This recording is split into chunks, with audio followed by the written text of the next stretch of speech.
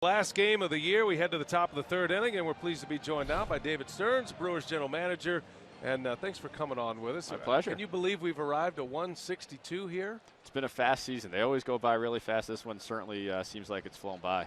I'm guessing you're in desperate need of a couple of days of no baseball, right? I mean, you and your staff have been going so hard at it for so long from the time you were hired last September to get to this point as VR bounces to Arenado, and there will be out number one. So what is the vacation situation like for an active Major League general manager? The vacation situation generally needs to wait a few months. We generally get a little time around the holidays, and it's certainly nice to get away.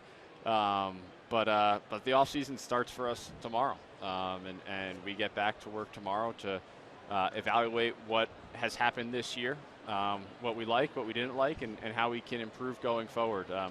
Certainly everyone needs a little bit of time to exhale, and we try to make sure that everyone gets that as well, and can come back strong. And it's an exciting time of year for the front office for sure. Now, David, before we get into the team, what has surprised you about this job, your job as GM in your first season? What sticks out in your mind?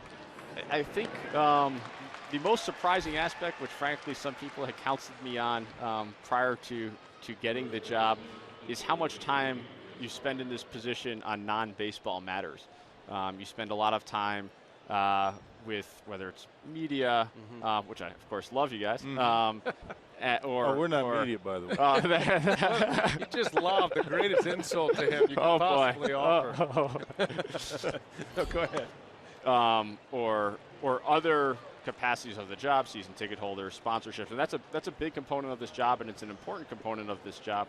But it's different than the other positions I've held before, and balancing that time with the actual responsibilities of the baseball part of it is important, and certainly a learning process. It's had to have been a lot of fun watching this guy up at the plate right now, Chris Carter, 41 homers, and he doesn't get cheapened on any of them for sure. The one he hit last night was pretty impressive, and he's been remarkably consistent all year. It's been fun to watch. It's obviously big time power. We knew that coming in. He's been able to stay with his approach, stay up the middle, use the whole field, and it's paid off. Well, that's a quick inning. You don't mind staying another half inning? I'll stick around. Nowhere to go.